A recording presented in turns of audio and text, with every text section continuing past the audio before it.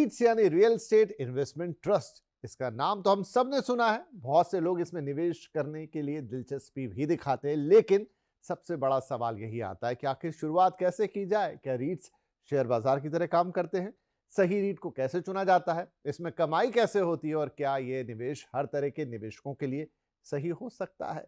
नमस्कार, स्वागत है आपका CNBC आवाज की खास पेशकश इन्वेस्टिंग इन रीट्स में। और आज का हमारा जो विषय है वो भी यही है, REIT investment journey step by step guide. जी हाँ, इस खास चर्चा में हम रीट्स को बिल्कुल आसान भाषा में समझाएंगे। यानी ये क्या है, कैसे काम करते हैं, निवेश कैसे शुरू कर सकते हैं रीट्स के अंदर, और निवेश से पहले किन जरूरी बातों को जानना और समझना चाहिए। तो इन सभी सवालों पर बातचीत करने के लिए आज हमारे साथ दो खास मेहमान जुड़ रहे हैं। अभिषेक अग्रवाल साहब, CFO एम्बेसी रीट्स, और Sharad Mittal ji, founder and CEO अन्य real estate fund advisors and co-chair of the real estate council at IVCA। आप दोनों का ही बहुत बहुत स्वागत है। राइट, तो रीट्स की बात, रीट्स की चर्चा बहुत नई तो मैं नहीं कहूंगा, लेकिन यह है कि आज भी वहीं खड़ी हुई है कि बहुत सारे लोगों को रीट्स से आगे नहीं मालूम है कि इसका मतलब क्या है, इसके मायने क्या है और कैसे ही उनकी मदद करेगा। तो अभिषेक जी, आपसे ही शुरुआत करता हूं। पहले भी हमने एक बार बातचीत की है, लेकिन मैं फिर से बिल्कुल बेसिक्स से शुरू करते हैं, ABCD करते हैं। सबसे पहले तो मुझे बताइए, रीट्स का मतलब क्या? विपिन जी, रीट का मतलब आप पहले सोच लीजिए कि रीट क्या है। REIT real estate investment trust है जी।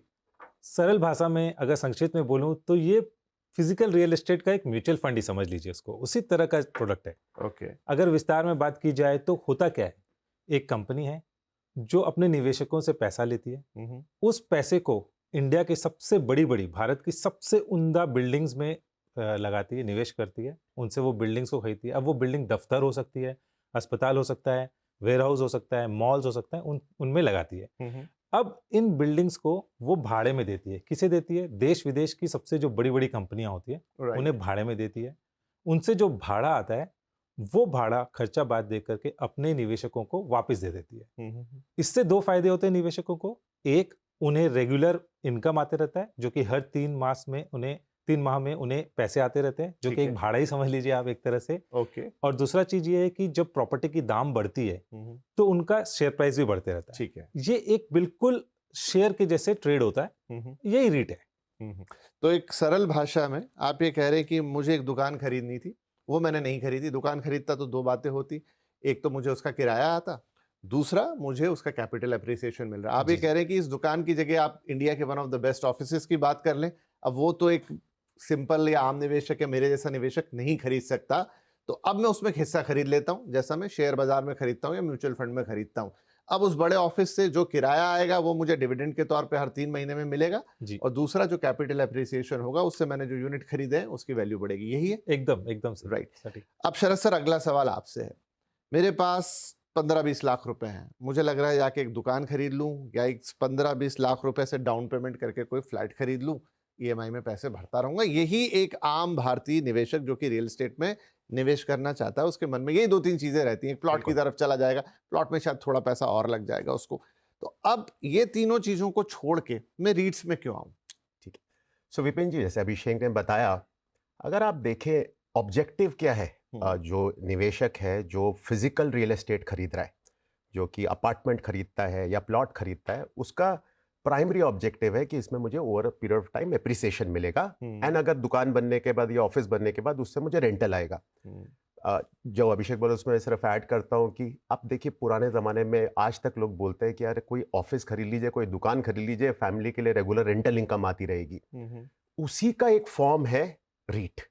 रीट को अगर आप सिंप्लीफाई करें तो अगर आपके पास 5 लाख रुपए इन्वेस्ट करने के लिए किसी भी बड़े शहर में, आज 5 लाख रुपए में आपको प्लॉट मिलना भी मुश्किल है। राइट। आज आपको अपार्टमेंट मिलना तो बिल्कुल ही पॉसिबल नहीं है, और जाके कोई दुकान या ऑफिस खरीदना तो बिल्कुल पॉसिबल नहीं है। तो आप किस तरह से इंडिया के रियल एस्टेट ग्रोथ में पार्टिसिपेट कर सकते हैं?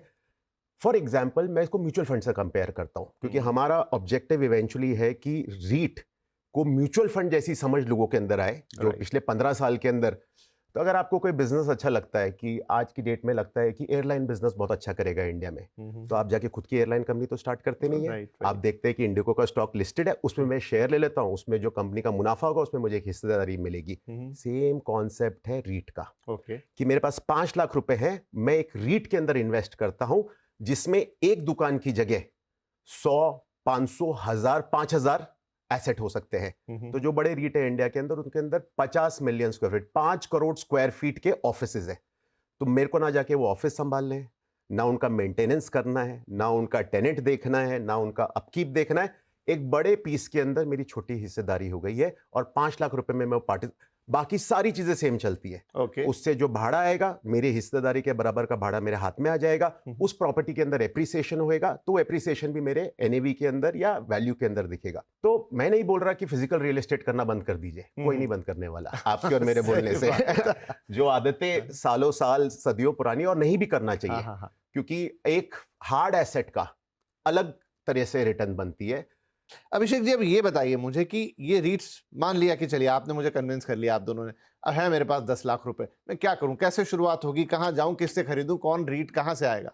तो इसकी सबसे अच्छी बात यही है विपिन जी कि इसकी जो प्रक्रिया है खरीदने की, हाँ। वो बिल्कुल इक्विटी के जैसी है। ये ओके। फिजिकल रियल एस्टेट जैसे नहीं है। पहले क्या होता था, फिजिकल रियल एस्टेट खरीदना है तो हम क्या करते थे, हम जाते थे किसी ब्रोकर को पकड़ते थे, वो ब्रोकर हमें बताता था कि कौन सी जगह में खरीदना है। अब हमें विश्वास भी नहीं होता था, टाइटल ड्यू डिलिजेंस करते थे, बहुत सारी कठिनाइयाँ आती थी, ब्रोकरेज देते थे, और फिर भी एक ऐसा लगता था कि अब इसको रजिस्ट्रेशन कराओ, स्टैम्प ड्यूटी पे करो, वहाँ दफ्तरों में जाना है, तो बहुत सारी कठिनाइयाँ थी। रीट में ये सब कुछ भी नहीं है। जैसे आप एक इक्विटी शेयर खरीदते हैं, वैसे ही अगर आपके पास डीमैट अकाउंट है, आपके पास ट्रेडिंग अकाउंट है, तो आप डीमैट होना चाहिए, डीमैट चाहिए, डीमैट ओके। होना चाहिए, ट्रेडिंग अकाउंट होना चाहिए। और अगर आप अपने ऐप से, मोबाइल फोन में या फिर लैपटॉप में जाकर के उस ब्रोकरेज के अकाउंट से आप जैसे इक्विटी खरीदते हैं, वैसे ही आप सर्च करें रीट का नाम। आज के रेट में 6 रीट्स लिस्टेड हो गई हैं, उनमें से किसी का भी नाम सर्च करें और उसको आप इक्विटी जैसे खरीद सकते हैं। राइट। अब इसमें जो बात सोचनी चाहिए एक निवेशक को, वो ये है कि कौन सी रीट में डालें। पहले एक ही रीट था, जैसे सरज जी बता रहे थे 2019 में पहला रीट आया था, तो आपके पास एक ही ऑप्शन था, बट अब आपके पास 6 विकल्प हो चुके हैं। जी। अब आपको क्या चीज देखनी चाहिए? क्या आपको सिर्फ उसका यील्ड देखना चाहिए? यील्ड मतलब कितनी आमदनी उससे आ रही है 3 मास में, क्या सिर्फ वो देखनी चाहिए या कुछ और भी देखनी चाहिए? एक नए इन्वेस्टर को, नए निवेशक को 2-3 चीजें कम से कम देखनी चाहिए। पहला, ऑक्यूपेंसी, ओके। कि इस रीट में कितना ऑक्यूपेंसी है, क्या वो है। 90% है, 95% है या 80% है, वो देखनी चाहिए। दूसरा देखना चाहिए कि उनके पास किस क्वालिटी के एसेट्स हैं। आज के रेट में सब बेहतरीन एसेट्स है, ग्रेड ए जिसे हम कहते हैं, मतलब बेस्ट से भी बेस्ट एसेट्स हैं, बट वो एक बहुत बड़ा चीज हो जाता है जिसे देखना चाहिए। फिर देखनी चाहिए कि ये जो एसेट्स हैं, ये जो बिल्डिंग है, वो कहाँ पे स्थित है, ओके। इंडिया के कौन से मार्केट्स में स्थित है, कौन से सिटीज में स्थित है, और कौन सी सिटी ग्रोथ करनी चाहती है। अब अगर किसी निवेशक को लगता है कि बैंगलोर बहुत अच्छा डेवलप करने वाला है और उसका प्रोस्पेक्ट बहुत अच्छा है आगे जा करके, तो वो ऐसी रीट में इन्वेस्ट कर ले जिसमें बैंगलोर ज्यादा है। ओके। अगर किसी को लगता है कि मुंबई बहुत अच्छा करने वाला है, तो वो मुंबई जिसमें ज्यादा है उसमें कर ले। बट एक चीज बहुत अच्छी होती है रीट में कि डाइवर्सिफिकेशन होता है, वो सिर्फ एक सिटी में नहीं होती है, क्योंकि नहीं तो डाइवर्सिफिकेशन रिस्क हो जाता है, तो डाइवर्सिफाइड देखना चाहिए। तो ये सारी चीजें देख करके और फिर खरीदनी चाहिए। ठीक है, तो अब अगला सवाल मेरा ये होगा, शरद जी इसका जवाब दीजिए। ये सारी चीजें जो सर ने कही, तो आम निवेशक ये सारी चीजें कैसे देखेगा, कैसे समझेगा? सो विपिन जी, मेरा इसमें ऐसा मानना है कि लाइफ को सिंपल रखना चाहिए। ओके। 5 रीट कमर्शियल के लिस्टेड है, 1 रिटेल का रीट लिस्टेड अच्छा, है। तो मैं यहाँ भी दर्शकों को बता दूं, कमर्शियल मतलब जो ऑफिस स्पेस में डील ऑफिस कर रहे हैं, और से, रिटेल मतलब जो मॉल के अंदर है। मॉल की भी रीट बनती है, मॉल की भी ये रीट बात बनती समझ में है। आ गई। ठीक है। अब तो इसमें सिंप्लीफाई रखना चाहिए, क्योंकि अभी हिंदुस्तान, इंडिया के अंदर लोग प्रोडक्ट को ही समझने की पहले कोशिश कर रहे हैं।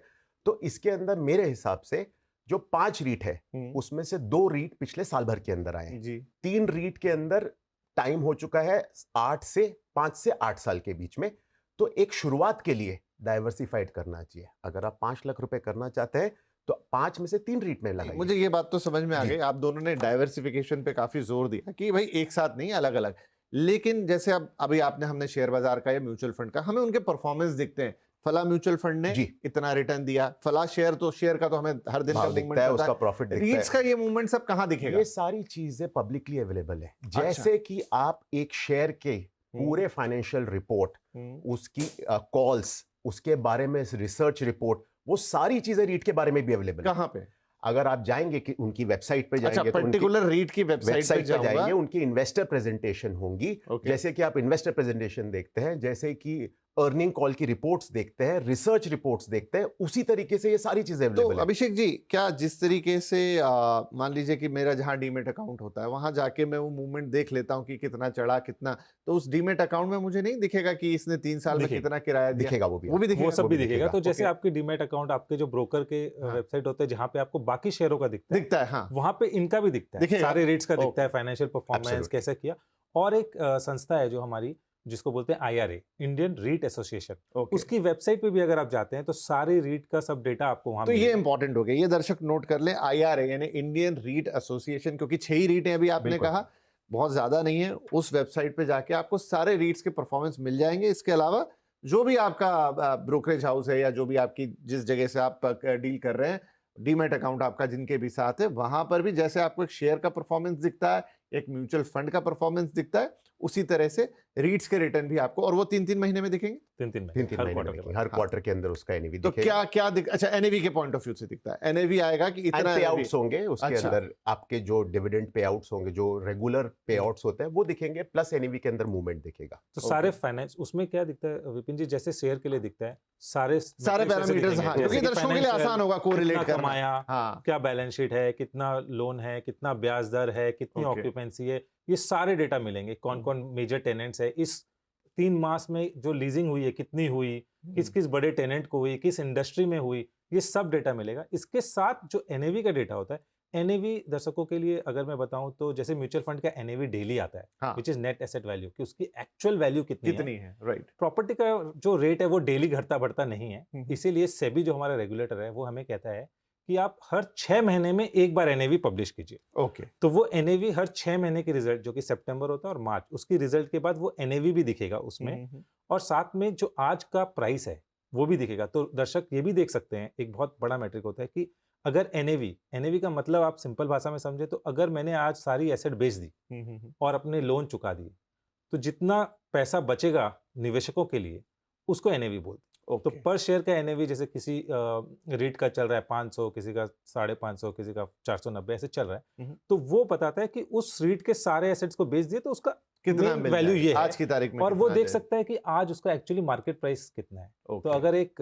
उदाहरण लें, किसी रेट का अगर 490 या 500 का एनएवी है और उसका आज मार्केट प्राइस मतलब कितने में आपको मिल रहा है खरीदने से, वो मान लीजिए 450 है, तो आपको वो 10% डिस्काउंट में मिल रहा है मार्केट वैल्यू से। ओके। अब ये एनएवी हर 6 महीने में आता है, तो ये सारी चीजें वहां दिखती है। अच्छा, एक और चीज शरद जी, जैसे शेयर प्राइसेस कभी ऊपर कभी नीचे, क्या इसमें भी ऊपर नीचे होता है, रीट्स में भी? देखिए, पहली चीज तो मैं ये बताना चाहूंगा विपिन जी, इसको समझना हाँ। वर्सेस एक लिस्टेड कंपनी जो डाइवर्सिफाइड बिजनेस में, उसकी बैलेंस शीट समझना और इसको समझना बहुत Different. आसान है। ओके। अच्छा, आसान है। आसान है। ओके। आप एक डाइवर्सिफाइड लार्ज बिजनेस समझिए, कोई केमिकल बिजनेस के अंदर है, ठीक है। अब एक रेगुलर निवेशक केमिकल बिजनेस की निटी-ग्रिटी को समझना, उसके वेरिएबल समझना, वर्सेस एक रीट जिसमें अंडरलाइन, जैसे अभिषेक के रीट के अंदर 51 मिलियन स्क्वायर फीट है, जो कि 5 करोड़ स्क्वायर फीट हो गया, उसको समझना उस कंपनी से ज्यादा आसान होगा। अपनी बोलचाल की भाषा के अंदर 50 मिलियन मतलब 5 करोड़ स्क्वायर फीट है, उसमें से इतना भाड़े पे चढ़ा हुआ है, जो भाड़े पे चढ़ा हुआ है उस पर इतना मेरे को रेंट आता है, रेंट में से इतना पे आउट आता है, इतना इसके अंदर डेट है। अगर उस समझ को अगर आप खुद की प्रॉपर्टी के जैसे आप खरीदते बेचते हैं उस पे लेके जाएंगे, मे भी 2-3 बार देखेंगे तो समझना बहुत आसान है इसके अंदर। एज फार एज आप जो बोल रहे हैं कि इसका एनएवी मूवमेंट होता है, एनएवी मूवमेंट के अंदर इन रीट्स के अंदर 80% लीज्ड एसेट्स रहते हैं, अप टू 20% डेवलपमेंट एसेट हो सकते हैं, और ये बाद में एक्वायर भी करते हैं। तो इसके अंदर जैसे जैसे रेंटल एस्केलेशन होता है, प्रॉपर्टी की वैल्यू बढ़ती है, एक वो ड्राइवर है। दूसरा ड्राइवर है इंटरेस्ट रेट साइकिल। अच्छा, आप जब भी peak of interest rate cycle के अंदर इन प्रॉपर्टीज को खरीदेंगे और जब इंटरेस्ट रेट्स कम आएंगे, आपका मार्क टू मार्केट वैल्यू बढ़ता है। ओके। एंड तीसरा चीज है इसके अंदर जो ये एनुअल पे आउट करते हैं, but variability is not like जो आपके इक्विटी स्टॉक्स के अंदर होता है। ओके, उतना नहीं। हाँ, और दूसरा इसके अंदर रोज का मारामारी नहीं है, मतलब कि हर रोज जाके एनएवी, इसीलिए आपने कहा क्लोज टू म्यूचुअल फंड है, एक बार पैसा डाल दिया और अब उसके अंदर आप 3, 6, 12 महीने के अंदर उसको देख सकते हैं। रोज देखना ना कि इसके अंदर आज प्राइस 20% ऊपर बढ़ा, 20%, वो वाली वेरिएबिलिटी, क्योंकि अंडरलाइंग भाड़े पे चढ़े हुए एसेट्स हैं, उसमें रोज कुछ चेंज होने वाला नहीं है। राइट, बढ़िया। क्योंकि शरद जी वो सही बात बोल रहे हैं, क्योंकि क्या होता है ना, ये म्यूचुअल फंड से थोड़ा सा डिफरेंट इसलिए क्योंकि इसमें प्रेडिक्टेबिलिटी ऑफ इनकम है। मैं इसका मतलब समझाता हूँ कि म्यूचुअल फंड आखिर में लगाता कहाँ है आपके पैसे, वो निवेश करता है दूसरी कंपनियों में। अब वो कंपनी खरीदती बेचती है अपने प्रोडक्ट्स को, कितना खरीदेगी कितना बेचेगी कुछ पता जनरली पता नहीं होता है। लेकिन यहाँ पे क्या होता है कि ये जो एसेट्स हैं, ये जो बिल्डिंग है, ये जो दफ्तर है, ये सब भाड़े पे लगी 10-10 सालों के लिए, और एग्रीमेंट में लिखा है कि कितना रेट है, किस रेट कितना भाड़ा आएगा, 3 साल बाद वो अगर बढ़ेगा तो कितना हो जाएगा, वो सब एग्रीमेंट में लिखा हुआ है।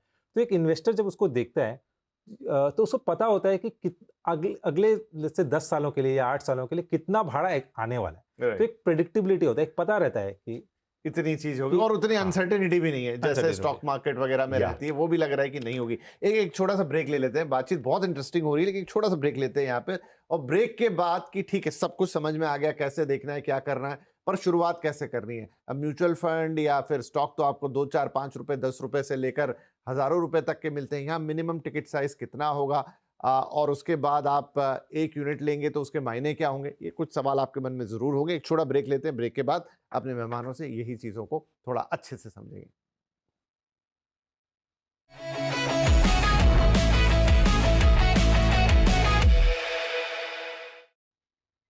वेलकम बैक, एक बार फिर से आपका स्वागत है। आप देख रहे हैं इन्वेस्टिंग इन रीट्स। हम बात कर रहे हैं REITs and long term wealth creation. Abhishek ji और शरद जी ने इतने अच्छी तरीके से हमें समझा दिया है ब्रेक से पहले कि ये क्या है रीट्स, कैसे इसे समझ सकते हैं। अब एक सवाल आएगा मन में, वो ये है कि इक्विटी मार्केट में तो मुझे 5 रुपए 10 रुपए 500 रुपए 15,000 रुपए, म्यूचुअल फंड में कहते हैं कि 10 रुपए से आप इन्वेस्टमेंट शुरू कर दो। जब रीट्स की बात आती है, मिनिमम मुझे कितने पैसे चाहिए? आई थिंक इसमें एक चीज़ मैं अमाउंट के साथ में एक और क्लैरिफाई करना चाहता हूँ। मैं यहाँ इस वक्त आपको थोड़ा एसएम रीट के बारे में भी बताना चाहता हूँ, कि जिससे कि दर्शक जब जाके अपने हिसाब से देखे तो रीट और एसएम रीट के बीच में कंफ्यूजन ना हो। अच्छा, एसएम रीट क्या है? देखिए कैसा रहता है सर कि एंड इस वक्त बताना जरूरी है, क्योंकि एसएम रीट एक और प्रोडक्ट है जो पिछले 2 साल में आया है। तो दर्शक जाके जब अपने हिसाब से जब उसका देखे तो उनको एसएम रीट भी दिखेंगे। SM stands for what? Social media? Small REIT देखिए, स्मॉल एंड मीडियम रीट के। तो सरकार ने और हमारे रेगुलेटर ने एक बड़ा रीट है जो अब जैसे अभिषेक जिस रीट की अभी तक हम बात कर रहे हैं, which is a regular REIT, which is regular, other than that is small and medium REIT, जिसमें सिंगल एसेट भी हो सकता है। तो 50 से 500 करोड़ तक का अगर रीट होगा तो वो एसएम रीट के अंदर आता है। उसमें एक सिंगल एसेट भी हो सकता है। बड़े रीट में मिनिमम 2 एसेट चाहिए होते हैं, बट बाय डिजाइन उसके अंदर मल्टीपल एसेट्स होते हैं। ठीक है। एसएम रीट बहुत ही नया कॉन्सेप्ट है, पिछले 2 साल में आया है। अगर किसी को कॉन्सेंट्रेटेड बेट लेनी है किसी एक स्पेसिफिक 1 या 2 एसेट के अंदर, तो वो एसएम रीट के अंदर जा सकते हैं। एसएम रीट अभी नेसेंट स्टेजेस पे है, तो लिक्विडिटी वगैरह के हिसाब से उसमें मिनिमम 10 लाख का टिकट साइज है। जो आपका रेगुलर रीट है उसमें मिनिमम टिकट साइज कुछ नहीं है। जैसे कि अगर आप 500 रुपए, एंड अभिषेक प्रॉब्ली 5 रीट के अंदर मिनिमम क्या यूनिट साइज है उसके हिसाब से एक्सप्लेन ज्यादा कर सकते हैं। तो क्या है उसमें? तो विपिन जी, हो क्या रहा है कि आप 1 यूनिट जाके खरीद सकते हैं। जैसे आप किसी भी कंपनी का 1 शेयर खरीद सकते हैं, वैसे आप किसी भी रीट का 1 यूनिट खरीद सकते हैं। आज के रेट में अगर आप देखेंगे तो 100-125 का एक सबसे कम अच्छा, भाव तो वाला मैं अब बड़ा कंफ्यूज हो गया। आप कह रहे हैं जो छोटा वाला रीट है उसका टिकट साइज मिनिमम 10 लाख है। 10 लाख उसका टिकट, और जो बड़ा वाला है वो 100 रुपए में आ जाएगा। वो 100 रुपए में आ जाएगा। तो दर्शक जब जाके अपना खुद देखे तो वो कंफ्यूज ना हो जाए कि मुझे रीट का डिस्कशन हो रहा था और ये एक एसएम रीट है। इन लोगों ने बोला कि 1 यूनिट 125 रुपए का भी खरीद सकते हैं, यहाँ पे मिनिमम टिकट साइज 10 लाख रुपए का है। Over a period of time SM REIT के अंदर भी मेच्योरिटी आएगी, उसमें मल्टीपल एसेट्स आएंगे। बिकॉज किसी को अगर कॉन्सेंट्रेशन चाहिए, फॉर एग्जांपल कोई बोलता है कि मुझे बॉम्बे बीकेसी के अंदर ही एसेट लेना है, मुझे डाइवर्सिफाइड 50 एसेट में नहीं चाहिए, तो आने वाले वक्त में 1 या 2 एसेट सिर्फ बीकेसी के लिस्टेड हो सकते हैं। अच्छा। या गोल्फ कोर्स रोड के। तो वो दर्शक को उस वक्त आज उस एसेट क्लास के अंदर अर्ली है। अच्छा, और तो जितना मुझे याद पड़ता है सर, जब अपना ये रेगुलर वाला रीट है इसमें भी पहले टिकट साइज बहुत बड़ा हुआ करता था। सही कह रहे हैं विपिन जी। तो पहले 2 लाख हुआ, 2 लाख से शुरुआत हुई थी, फिर उसको कम कर करके सेबी ने 50,000 बनाया और अब 1 यूनिट बना दिया। तो अब कोई भी बिल्कुल ही सिंपल हो गया। सिंपल शेयर के जैसे 1 यूनिट, मैं रोज 1 यूनिट खरीद सकता हूँ। आप रोज 1 यूनिट खरीद सकते हैं। आप ऐसा भी कर सकते हैं जैसे म्यूचुअल फंड में करते थे, आप वैसे एसआईपी भी कर लीजिए, इसमें कोई दिक्कत नहीं है। अब इसमें हो क्या रहा है कि जैसे जो एसएम रीट की बात शरद जी कह रहे थे, उसमें रिस्क प्रोफाइल थोड़ा डिफरेंट होता है। क्यों थोड़ा अलग होता है? क्योंकि वो एक बिल्डिंग या एक ऑफिस पार्क में ही निवेश कर रहा है वो Right. REIT। तो उसमें रिस्क थोड़ा बढ़ जाता है क्योंकि डाइवर्सिफिकेशन जिसकी हम नहीं पहले है, बात कर रहे थे वो नहीं है। राइट। तो रिस्क बढ़ जाता है, तो इसीलिए सेबी ने उसका 10 लाख बना दिया है लिमिट कि जिसके पास उतने पैसे हैं हाँ, अभी मतलब वो उसी कैटेगरी का इन्वेस्टर उसमें आए जिसके पास जिसको उतना समझ कुशन हो, है कुशन और है। हाँ उतनी हाँ। समझ हो। और ये बना दिया रिटेलर, बिल्कुल रिटेलर रिटेल के लिए। राइट, तो अब रिटेल निवेशक जिसके पास 100 रुपए भी है वो भी एक REIT खरीद सकता है। जैसे अभी एक REIT लिस्ट हुई थी, उसका दाम 103 104 कुछ के आसपास है, ओके। वो ले लीजिए। एम्बेसी REIT जैसे है उसका दाम 400 के आसपास है, वो ले लीजिए। हम्म। तो आप उतने रुपए से भी निवेश करना चालू कर सकते हैं। अच्छा, थोड़ा मुझे एग्जांपल दीजिए। अब दर्शक की उत्सुकता बढ़ गई होगी यहाँ तक कि फॉर एग्जांपल 103 रुपए का खरीदा, या अभी आपने बताया एम्बेसी REIT 400 रुपए का, शुरू में कितना था, कहाँ से कहाँ तक पहुंचा? 400 एकदम इनिशियल प्राइस है या धीरे धीरे चढ़ता चढ़ता 450 रुपए का हो गया? ये बहुत ही अहम सवाल है, क्योंकि लोगों को ये समझना चाहिए कि ऐसा नहीं होगा कि REIT का शेयर बहुत ज्यादा इक्विटी जैसे भाग जाएगा। भागेगा, ऐसा हाँ। ऐसा ऐसा चीज ही नहीं नहीं होता है। अगर आप सारे REIT का स्पेस भी देखें, एक तो खैर अभी जस्ट लिस्ट हुआ है और एक 6-7 महीना पहले लिस्ट हुआ था, बट फिर भी अगर सारे REIT का देखें तो वो 14 से 15% है। वेल लेकिन यहीं पे बात खत्म नहीं हो रही। मुझे भी पता है कि आप लोग दर्शक जो इस वक्त सुन रहे हैं उनको भी लग रहा है कि कुछ और थोड़ा बता देते तो और थोड़ी समझ आ जाती, लेकिन उसके लिए आपको इंतजार करना पड़ेगा अगले एपिसोड तक का। और फिलहाल अभिषेक जी और शरद जी, आप दोनों का बहुत बहुत धन्यवाद। Thank आपने REITs को जिस अंदाज में समझा दिया, आई थिंक हमारे दर्शकों के लिए जो खासतौर पर रियल एस्टेट में निवेश करते हैं या फिर वो इक्विटी या म्यूचुअल फंड्स में भी निवेश करते हैं, अब समझ गए हैं कि REITs है क्या, कैसे निवेश करना है, फायदे क्या हैं, किस तरीके से सब कैलकुलेशन होता है, कहाँ जाके देखना है, कहाँ से कंपेयर करना है, और फाइनली 100 रुपए में भी आप एक REIT को खरीद सकते हैं। सबसे बढ़िया बातचीत है और एक बटन से वो लिक्विडेट भी हो जाएगी। तो बहुत बहुत धन्यवाद, बहुत शुक्रिया आपने हमारे साथ ये कार्यक्रम देखा। और अगले एपिसोड में और भी जो सवाल आपके मन में बच गए उनका भी हम जवाब देंगे और समझेंगे कि REITs, ये तो समझ लिया कि आज कहाँ है, क्या है, आगे कहाँ जाएगा, इंडिया में इसका भविष्य क्या है, क्या हमें आज अगर REITs में पैसा लगाते हैं तो फर्स्ट मूवर एडवांटेज जैसी कोई चीज़ है यहाँ पे जो हमें मिलेगी, भविष्य में लोग कहेंगे अरे वाह आपने तो समय रहते लगा दिया, राइट? तो सारी बातें होंगी, लेकिन अगले एपिसोड में। तब तक अपना ख्याल रखिए। नमस्कार।